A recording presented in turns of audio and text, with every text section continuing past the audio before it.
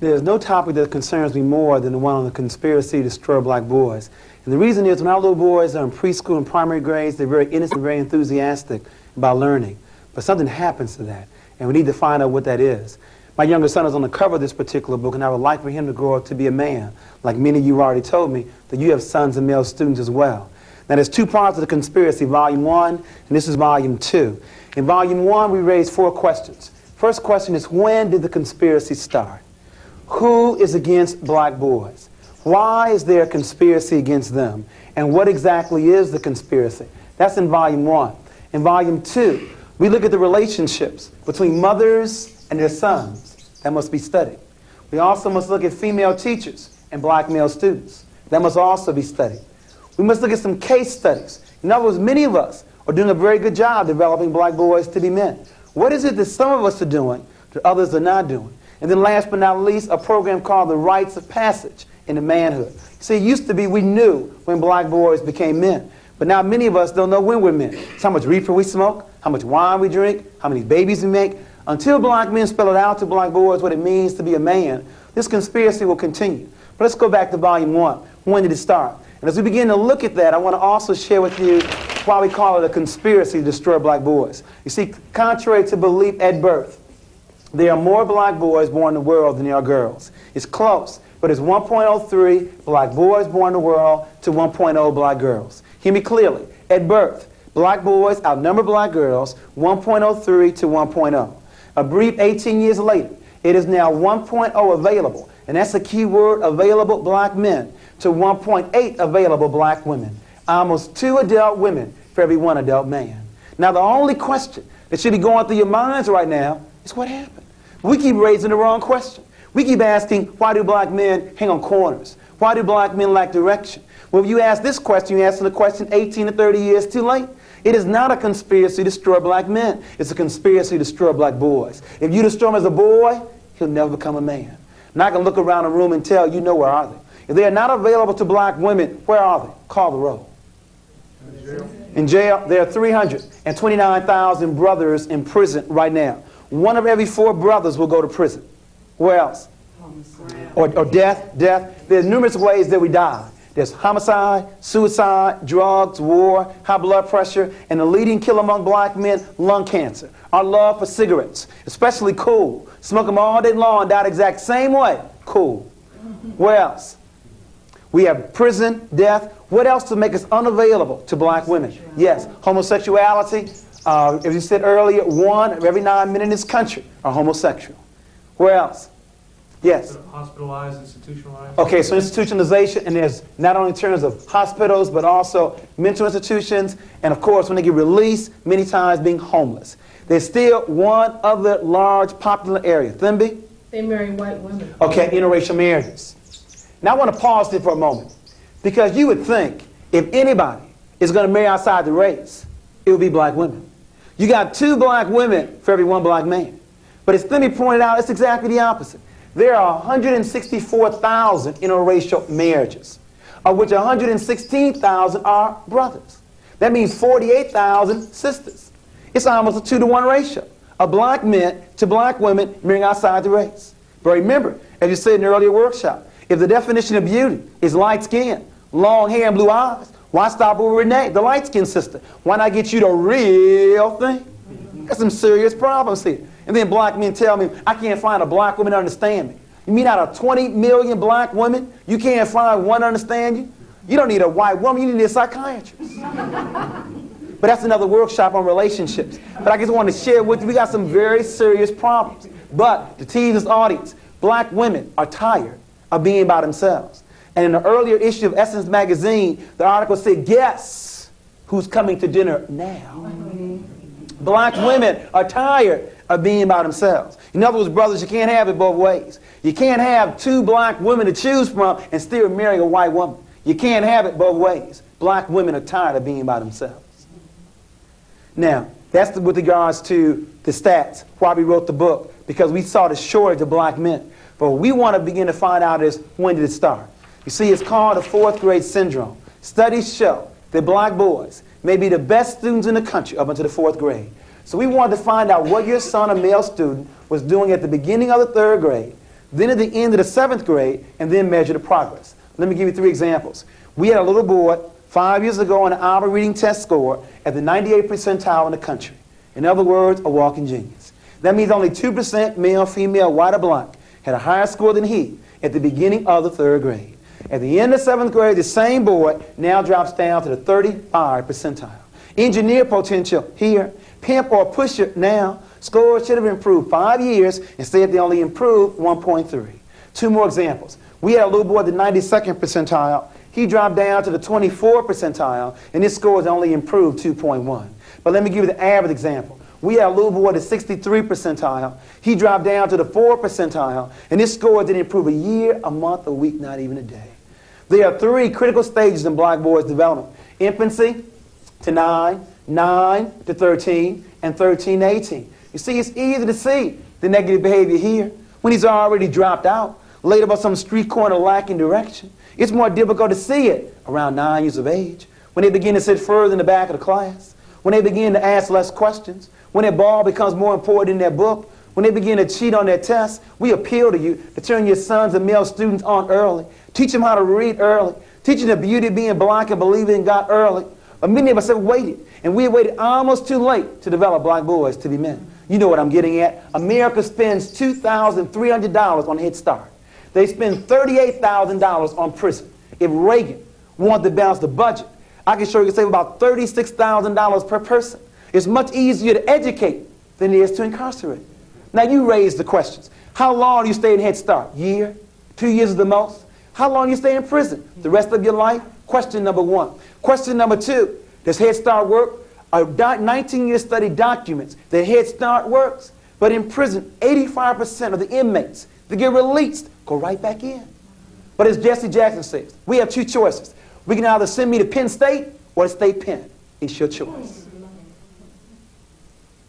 We have got to find ways to intervene. Now, we have a whole workshop just on the 4th grade syndrome. I now want to ask you, what are some of the reasons you feel to explain why black students, especially black boys, were doing so well K through 3, and now scores declining in the intermediate and upper grades? What explains it? Yes? I think the learning style changes abruptly in 4th grade from what might have been more right brain activities in the primary grades into all of a sudden all left brain activities. Okay, so a change in learning styles or methodology from the teacher, from a holistic learning style to a left brain. Okay, very good. Any others? Yes? I think that there's a lot of rejection on the part of the female teachers in the classroom. And the rejection increases with the upper grades? Why do you think it increases? Because of the students, perhaps his natural makeup, hyperactivity and that sort of thing. And that may be increasing? Well, it may be increasing because we're now expecting them to stay in school or stay in a chair even longer. Okay. Any others that contribute to this 4th grade syndrome? We have a change in learning style. We have the teacher's outlook on the student. What else? Yes? The student becomes more culturally aware and differs significantly from the teacher often. Okay, so the child's now becoming more aware of their culture and racial identity. Okay, very good. Any others? The major reason you have not given yet, and maybe that's why this problem is still with us, Terry? First name is? Richard. I'm sorry, Richard. Well, the peer group starts to form and become stronger about the peer group. And that's unfortunate, Richard, that you said that, because as the age increases, peer pressure is on the increase, while parental involvement is on a decrease. I don't know who told parents when your child gets older, they need less of your time rather than more. When I speak to Head Start parents, 80% of them are there. Elementary school, 30%. High school, almost a joke. We have to work on that. That's another workshop, too, on parenting all the way through. Not just in those quote-unquote tender years. But the major reason, it's not on the board yet. Still looking for it. Yes, go in. I think, too, that young boys, and particularly young black boys, in the primary grades, they have many mother figures. And they have very few men figures, and particularly black male figures. And I think it makes a big difference come grade 4. I agree with you wholeheartedly. I think it's the major reason. And let me now give my first position. I sincerely believe that only men can make boys men. Now don't misquote me. I didn't say that a single female parent or female teacher cannot rear or educate her child. But she need not do that by herself. What she calls upon her father, her brother, an uncle, a male neighbor, a nephew, a co-worker. There needs to be some men in our children's lives. I want you to explain to me how a boy is going to grow up to be a man if he's never seen any. In order to be anything, you must see it first. Remember in the earlier workshop, and I'll go through this very quickly, from the University of Michigan, we wanted to find out what was the major influence on children. We said 1950 it was home, school, church, peer group, and television. And then we gave you 1980. Home was still number 1, peer group in the number 2 position, television 3, school dropped down to number 4, church last on the list. Let's go back to my statement. My statement said that only men can make boys men. Now let's see where black boys are going to find men. Let's first of all look at his home. 62% of all black children live in a single-run household. It's a very good chance he will now find a man here. I'm going to hold off on the streets and drop down to television. Can you name me 5 positive adult black men on television outside the news? And you can't name Cosby because the show just started. Name me 5. Outside the news? No. Outside the news. Jefferson. And you better not say George Jefferson. So they find very few black male role models on television. Now let's drop down to the schools. 83% of all elementary school teachers are women. 95% of all teacher aides are women. And when do men teach? After the critical 4th grade, or they're in the upper grade, or they're the PE teacher, the janitor, or the principal. Very few before the 4th grade where black boys need them the most. And lastly, the church. Most young people, men don't go to church. And the reason is we lie to them. First of all, we made Jesus Christ white. The man surely was not white. And we have a book called What Color Was Jesus to explain that. He had hair the texture of wool and feet the color of bronze. But secondly, the Lord's Prayer says on earth as it is in heaven. Young people and men want some action. They want some programs. If there are no programs in your church, they will see you later in heaven. As a result of not finding a man at home, few on television, few in school, and not wishing to attend church, the last place is the streets. And that's the problem. The streets do a very poor job making men. They do a better job making pimps, pushers, and a few basketball players. Their hero, Michael Jordan, has said there were 1 million brothers that won his job last year in the NBA. Of this million, only 400,000 will even make it to play high school ball. Of this 400,000, only 4,000 will make it to play college ball.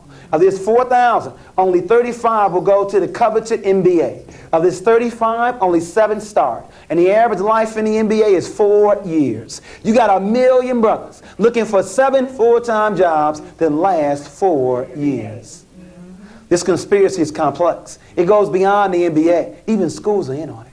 What will be the first thing you see when you walk into a Cincinnati high school? A large trophy case. In other words, even schools give more glory to their ball players than the scholars. That's said in the earlier workshop. Where are the pep rallies for the honor roll?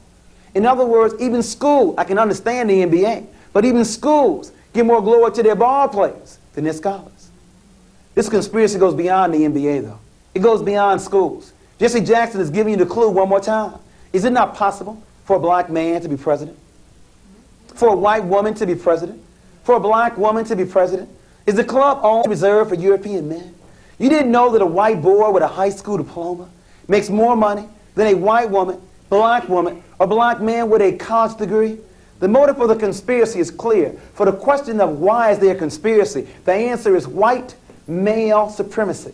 In other words, white men are not afraid of women, black or white, because women have no power anywhere in this world. The threat to European men will come not from women, it will come from other men. And the best way to destroy black men is to destroy them as a boy. The motive is white male supremacy. But before you get comfortable blaming somebody else, let me make sure we're clear. On a conspiracy, there would always be 2. You see, you have the active conspirators, and you have the passive conspirator. See, it's like child abuse. There were always 2. You have the father who does the beating, active. But you have the mother who turns her back, passive. Isn't apathy, indifference, low expectations, buying hot goods in the black community, isn't that also part of a conspiracy? You have the active and you have the passive. In a conspiracy, there will always be 2. Let me now give you the starting lineup. We'll start with the active ones first and then move to the passive. Leading off, batting in the number 1 position, representing this country, institutional racism. Batting first is the president. He bats in the number 1 position. Batting second, representing the Trilateral Commission, the Fortune 500, big business. David Rockefeller bats number 2. Batting third, representing the military complex. You didn't know? Black people, 12% of the population, 1/3 of the military, and died 41% of the time in the Vietnam War. The Chief of Staff. Bats number 3. Batting fourth, and I don't mean Marlon Brando. I mean the real Godfather, Drugs running rampant in the black community. Please don't deceive yourself. If America is the #1 power in the world, they could police their borders to stop the drug traffic. These men and what they represent intentionally want to make sure that black boys never grow up to be men. But remember, they got some help from some of us who really like black boys, who may even have black boys at home, just didn't know any better. And so we bat number 5 through 9. Batting 5th, not all, but some mothers who raise their daughters and love their sons. Batting 6, some female teachers who don't understand that boys have different learning style than girls. Batting 7, representing the media in this country, shows like Gary Coleman and Webster. Shows that make me sick. Shows that illustrate that black men cannot raise intelligent black boys to be men. In other words, we need a white father for Gary Coleman and for Webster. It's all part of the media image. It goes all the way back to Tarzan, all the way back to Superman, all the way back to Rambo, to Rocky. All part of white male fantasy trying to control the world. It's all part of a scheme. Make sure you heard me.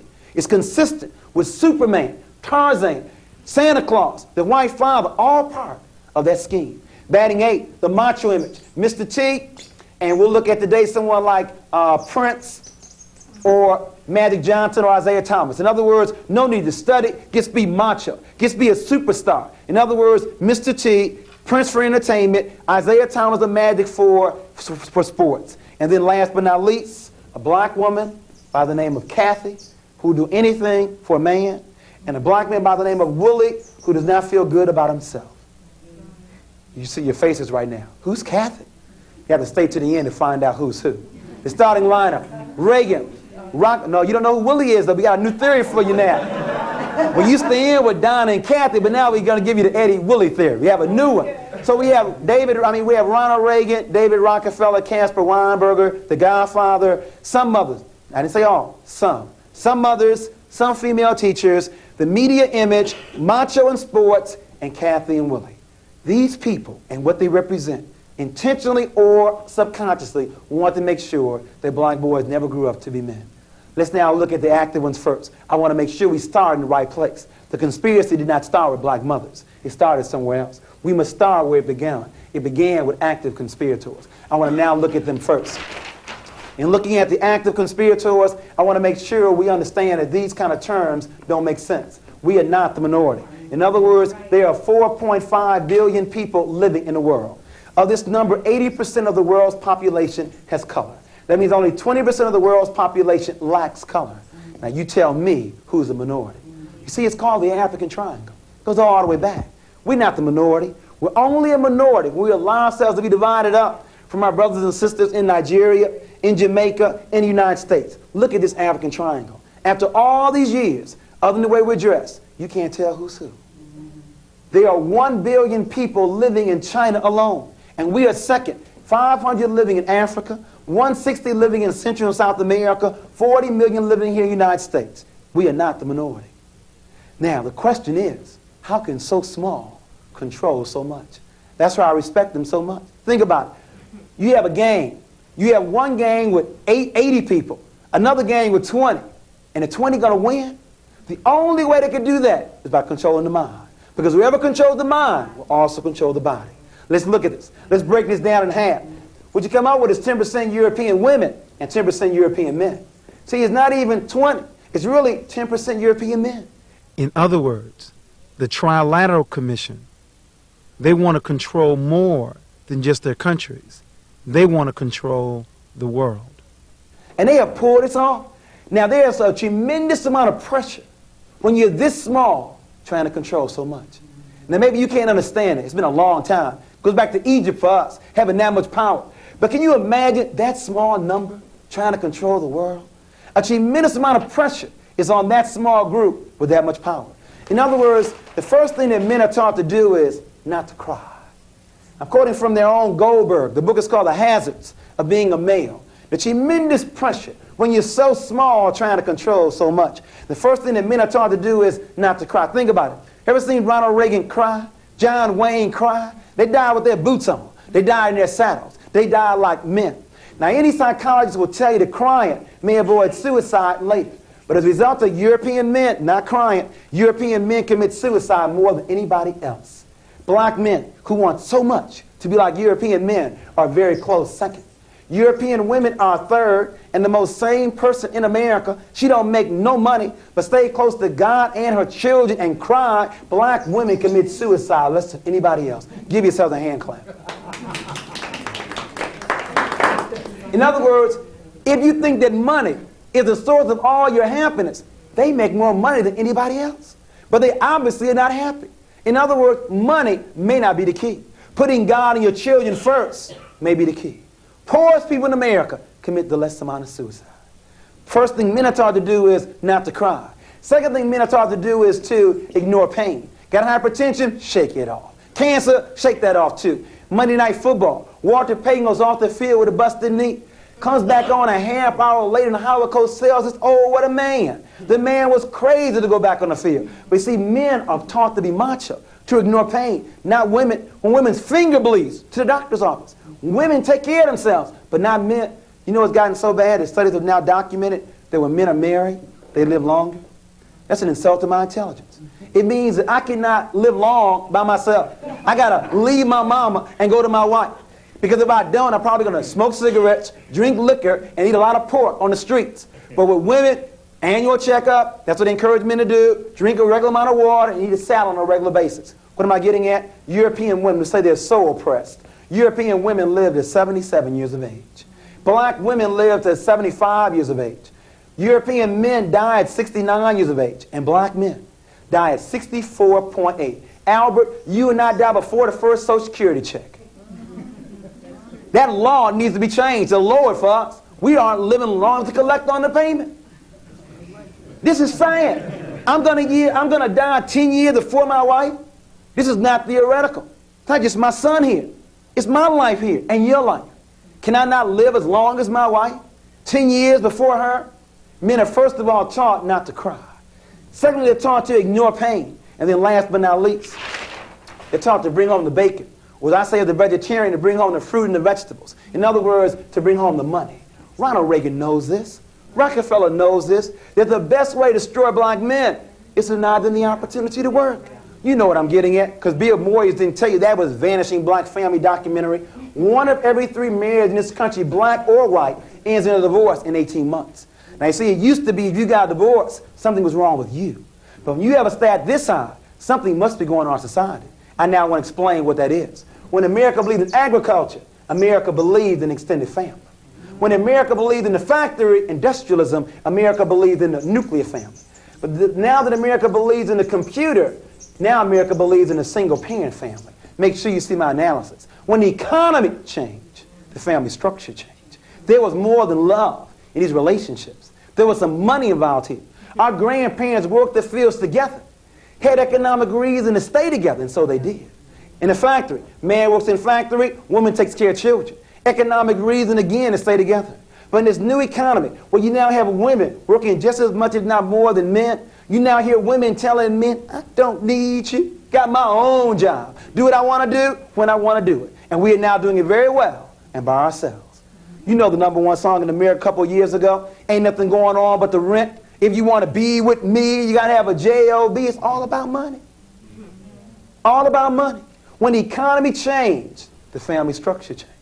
And so now we have a lot of people making plenty of money and lonely. They place money before family. You see, black men want to do what white men do. Buy their family a house in the suburbs, 2 cars, and once a year go down to Orlando for Disney World vacation. And when black men can't do that, they don't feel they're worthy enough to stay. Now you see, the problem is there are 2 responses black women can give to black men when they're out of work.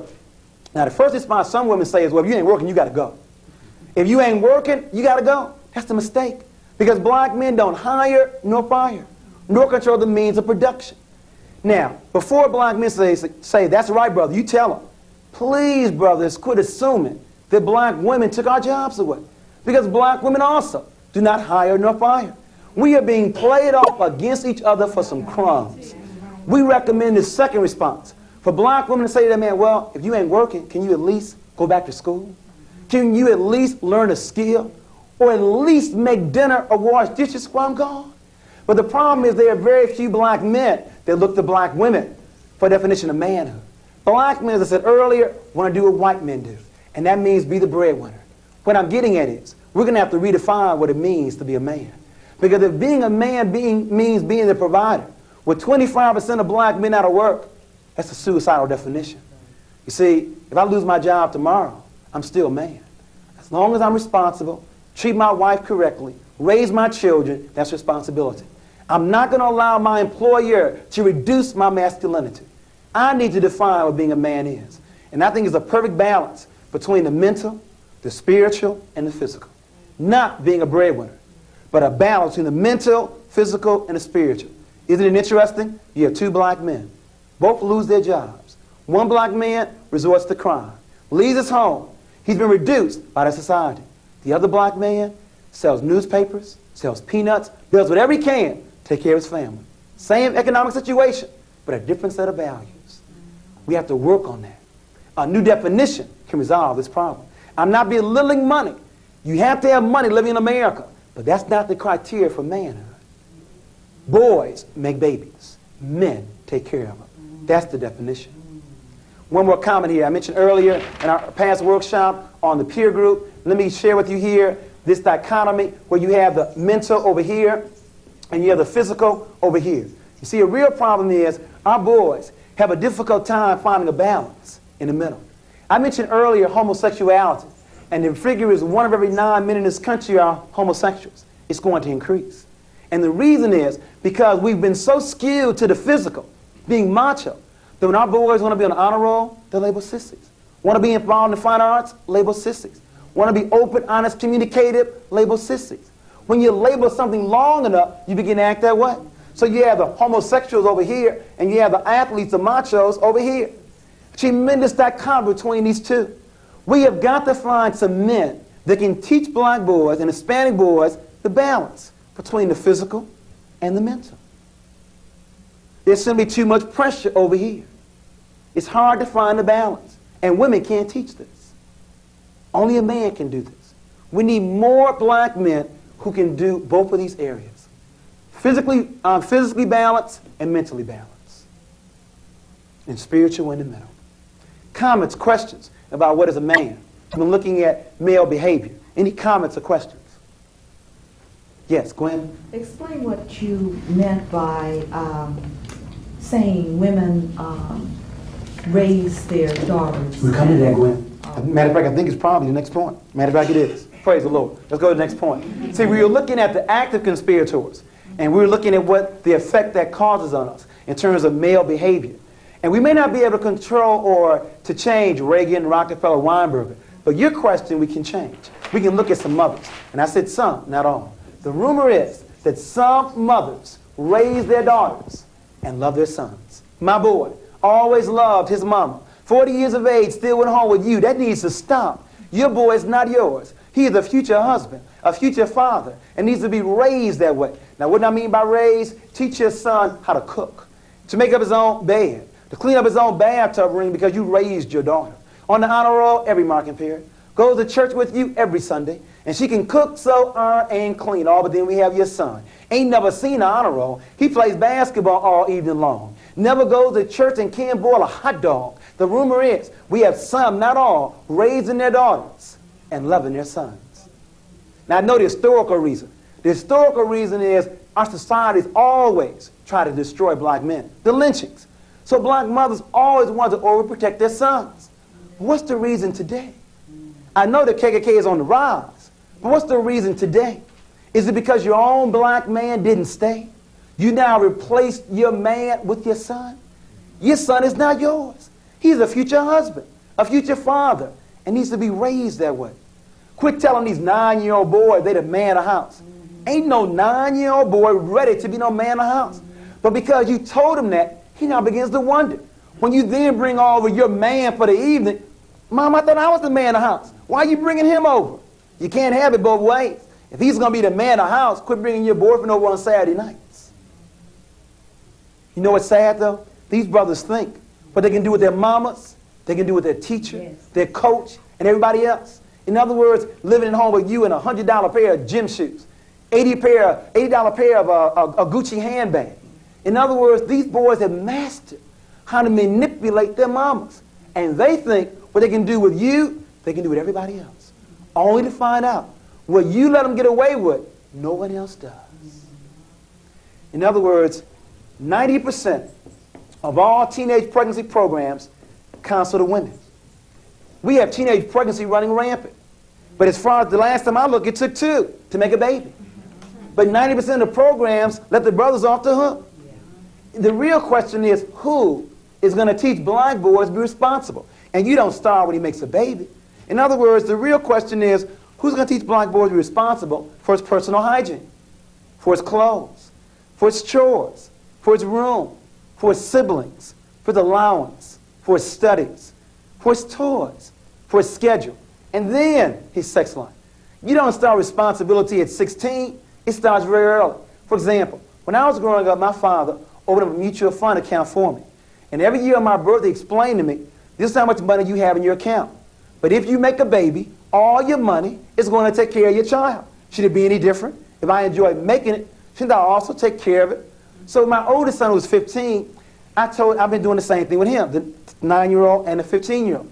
So he told me last year, he said, Daddy, this money looks so good to me, I've just decided I'm not ever making me a baby. I'm keeping all my money to myself. But the point is, the boy understands responsibility. He understands if I make a baby, you will take care of it. There are mothers who know their son impregnated some girl on the same block, and they say, well, you know, boys will be boys. Yeah. They will be whatever you let them be. Yeah. I want to pause now. Explain this. Why are some mothers raising their daughters and loving their sons? Did you grow up in a household where you did more work if you're the sister than your brothers did? Why is that? And you know what else I believe? I believe that child rearing has a lot to determine in marriage. In other words, marrying a mama's boy is a very critical mistake.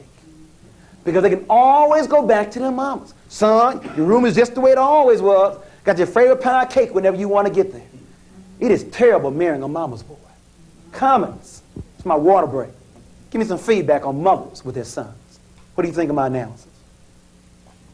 It's devastating. It's on target. Any other concerns about mothers and their sons? The boys will be boys is real bad. Because Right. that's exactly where you keep them as boys. Right. Where you teach them to be responsible, they will grow up to be men. Well, more apt to be anyway. Mm-hmm. But a lot of mothers. You know, the shortage of men in the church, that can be corrected by taking our sons to church. The sons can stay home. It's optional to them, but not the daughters. In terms of playing outside, daughters in at a certain hour. The sons all night long. Double standards. Make the daughters say, but not the sons. See, my point is, if black women, I'm coming right to you, if black women know what problems they have with their own black man, why don't they correct it with your son? See, if you know what the problems are with black men, your little son, that's somebody else's husband. All what you know needs to be done, put that into your son. Right, why perpetuate if you really love your sisters? If you really love your sisters, correct the problem with your son. Yes, sir. Isn't that hard to do, though? Because the mother loves the child so much, and it hurts the mother to whip the child and see the child hurt, so the child will continue to rule. No. But that's interesting. They love their daughters, too, but they whip their daughters. You know, I've seen the phenomenon is that the mothers are also spoiling some daughters. True, but you know what's spoiling some daughters? And we don't have enough of these men there to do it? Yeah. Fathers. Yeah. That's my baby. In other words, it's very interesting. See, when the father's there, see, it's something about a black man or a father seeing this male, his same size, sitting on his sofa, eating up all the food. Boy, you got to go. But see, his daughter can stay there as long as she wants. But see, the mother knows the daughter. And so the mother, you got to go too. See, mothers make the daughters go, and fathers make the sons go. But when the father's not there, there's nobody to make the son go. Okay. Yes, one more, then we got to go on. Yes, ma'am. I also think it has something to do with the norms that are set in the system, too. And we try to emulate those as black people. Saying, for example, I was brought up on a farm and everybody worked together. But then in society now says the male has a role, the girl has a role. So the parents try to perpetuate that. Correct. And what's sad about that is you can't fault the black man who you marry not wanting to wash dishes. He wasn't forced to wash dishes at home. So you can't fault him when he marries you. You have to teach him early. Teach him early. Next issue, female teachers. We're also very concerned about female teachers. Remember, the exact percentage is 83% in the elementary grades. The number of black children in public schools, 17%. But black children are 41% of all the special ed children. Now, 17 doesn't equal 41. LD, learning disabled, EMR, educable mentally retarded, BD, behavior disorder. It gets worse. If a black child is going to be labeled special ed, 85% of the time it's going to be a black boy. Why is it not 50-50 black boy, black girl? Well, the reason may not be with just black children, Bill Moyers and Patrick Monahan. It may be up here at the top. It may be that female teachers may not know that boys are different than girls. You all didn't know that, didn't you? That boys are different than girls. I only want the women to answer. The men know they're different. I want to now hear the women to share with us what are some of the differences between boys and girls in the classroom.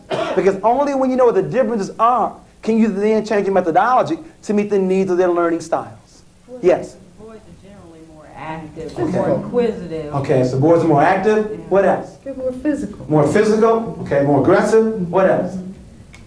Come on now, you all got the boys explain what they do. I think.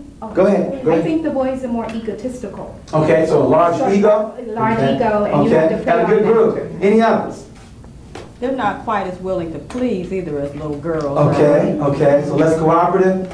And we just want to add a few more because of time. To reinforce, we found the boys are more aggressive, are more athletically inclined, have a shorter attention span, a slower maturation rate, as you said, are less cooperative, are larger than the girls, influence more by their peer group, more advanced gross motor than fine motor, not as neat as girls, are louder than girls, like wearing hats on their heads, have a different walk, have a larger ego, and last but not least, play the dozens more than girls.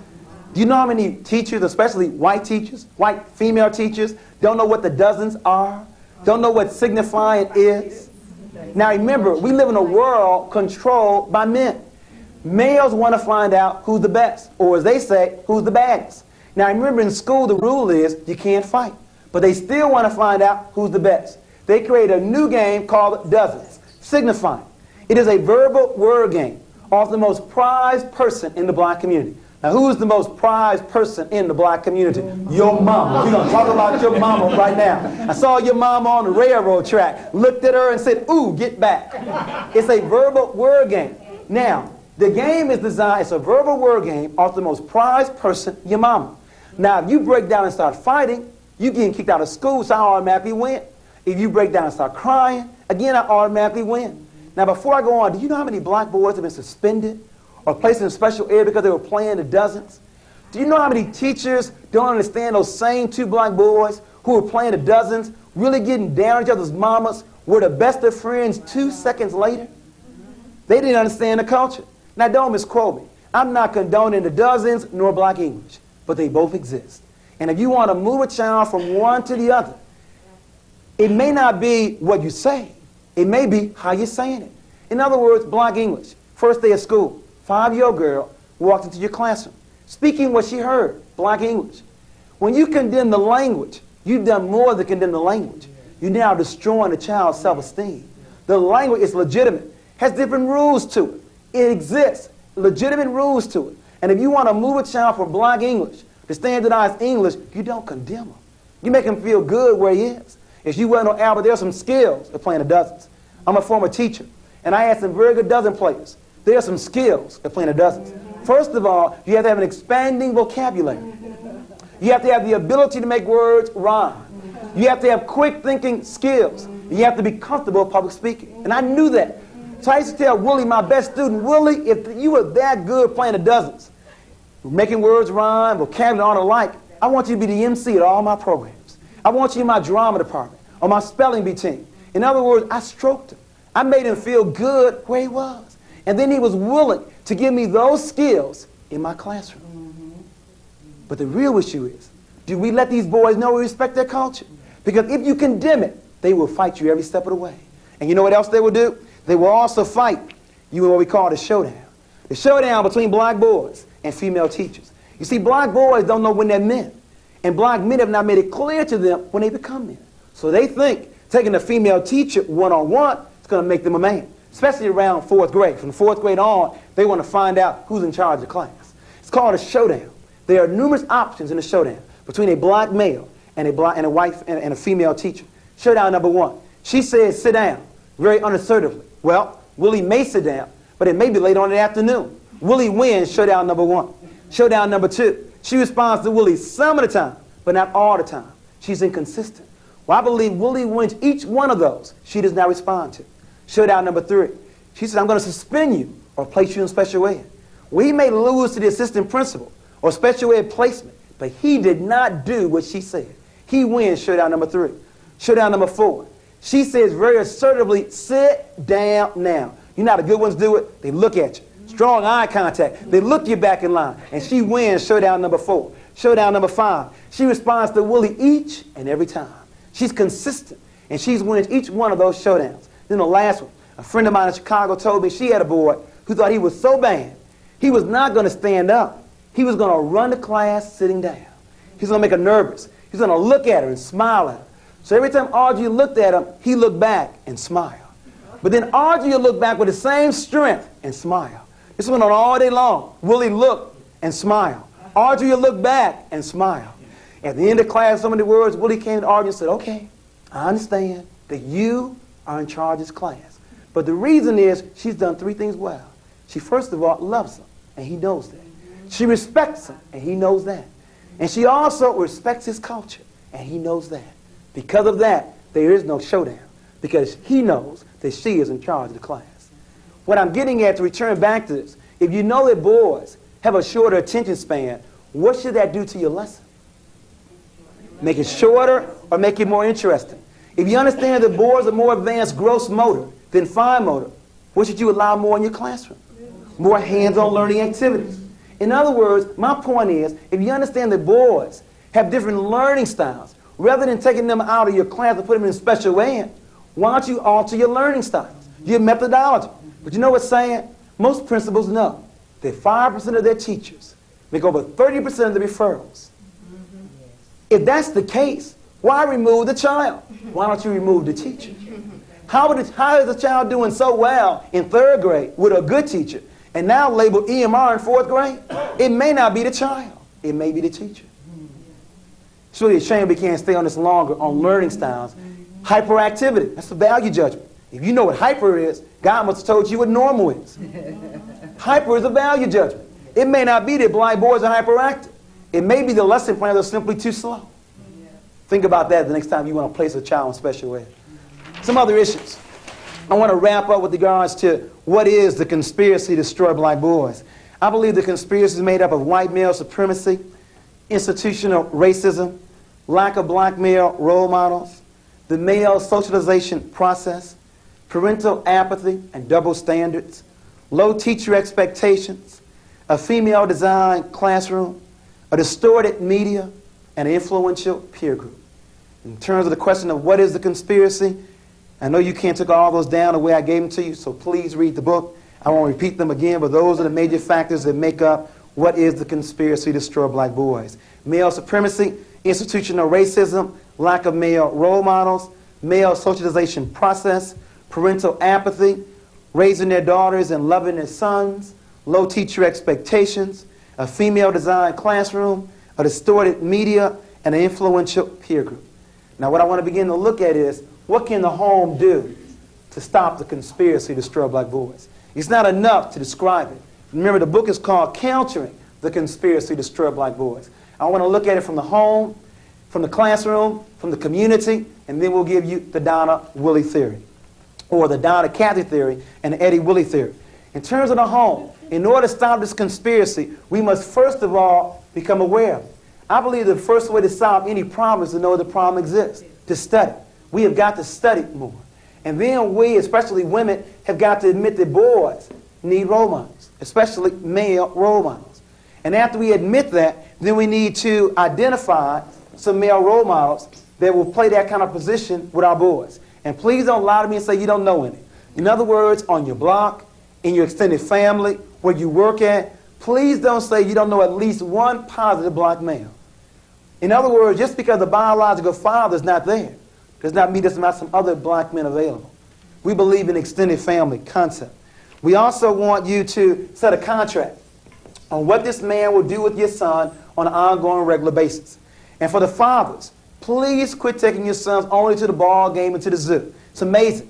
Fathers take their sons to the zoo and to a ball game. But when it's time to go to the grocery store or to the barber shop, go with your mama. In other words, I believe that black boys learn an awful lot by seeing you in very natural situations. At the oil change, at the barber shop, just talking smack on the street. So please quit thinking that you can only interact with your children in some child-centered activities. They need to see what you do on an ongoing, regular basis. We must also work on black boys' fine motor development. In other words, early on in kindergarten, we're labeling black boys as being behind because the girls work with crayons, pencils, and scissors. The boys have been working with trucks. We have to work on black boys' fine motor development. We also have to work on a non-sexist household. In other words, teach your son how to cook, how to sew, how to clean. We also recommend you teach your son sex education and before 12 years of age. The studies show we're teaching children sex ed after they've already started. It should be before, not after. They've already made a baby after 12 and 13. We have to work on that. We must also monitor the peer group. You know, good parents have always done a number of things well with the peer group. First of all, good parents know who their children's friends are. They invite them over to get to know them better. And many times parents program the peer group to make sure their child runs with the right group. My parents enrolled me on a track team. I had to run cross country, indoor, and outdoor track. Rather than running around a gang, they had me running around a track. My parents did that intentionally to make sure. Good parents also monitor television. TV cannot be turned on by itself. Quit blaming the television set. We must also look at us. And then last but not least, we must listen to our children. Many times they tell me, my parents don't listen to me. That's why the peer group is winning. The peer group listens. Many times we don't. You know, the average father only spends 7 minutes with his children.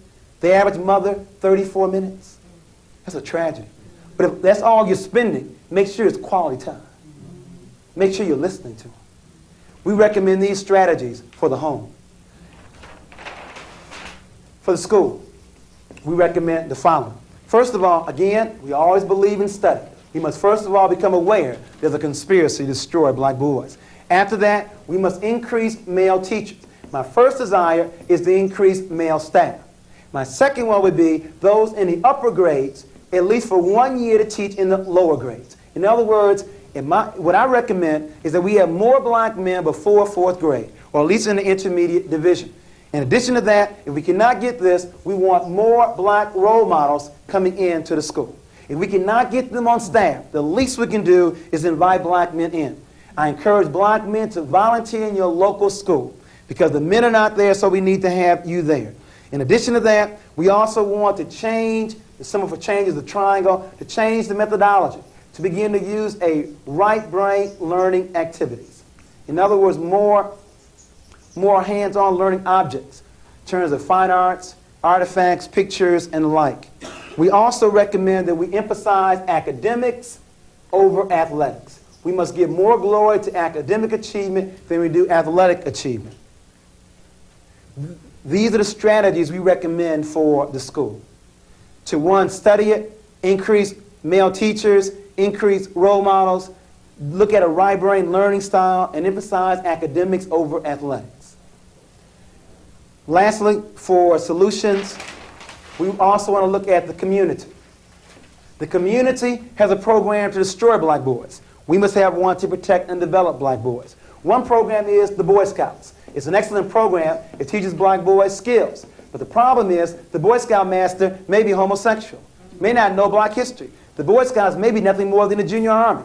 But it's an excellent program. It teaches black boys skills, but it may not do anything else. Another program is Big Brothers, an excellent concept. It gives black males a role model. But the big brother may be homosexual, may not know black history. If so, the conspiracy is going to continue. What we recommend is you blend Boy Scouts, skills, blend Big Brothers, role models, into an African program called SIMBA, S-I-M-B-A, SIMBA. It's the African word for young lion. And we now have 17 SIMBA chapters across the country. These are programs where black men are not talking about the problem, they are working on it. These are black men who've organized themselves to work with black boys to teach them skills, give them a role model, teach them black culture, and the major objective to go through the rites of passage into manhood. At my church in Chicago, we have a SIMBA program where in February during Black History Month or during December during Kwanzaa, we take our boys who've gone through our criteria and through a special ceremony called the rites of passage. I repeat, you have some black men talking about what they are going to do. You have some black men organized to begin to work on that kind of issue. We recommend SINGBA. It blends all three of those together. Closing point, and then we'll open up for some questions. Donna and Kathy. I mentioned at the very outset that one of every two husbands physically abuses his wife. Now, many thought the problem was only with the men who did the beating. There's more to it than that. You see, any respectable woman will make it very clear to her man, you put a hand on me, and either I'm leaving or you better not go to sleep. There are two kind of women in America, and they go by the names of Donna and Kathy. You see, I sincerely believe this. I believe that men know who to beat and who not to. I believe that. And I believe that men are not going to respect women until women, first of all, respect themselves. And there are two kind of women in America, Donna and Kathy. Now, Donna feels very good about herself. She would like to have a man, but she don't have to have one. I mean, the sun will still shine. God will still be first in her life. Donna wants one, but she ain't got to have one. But then you get Kathy, taking me your way, comes through the door with another woman, with a bottle, with a balled-up fist. All Kathy wants is a man, and a half a man will do. I want all the Catholics to raise their hands.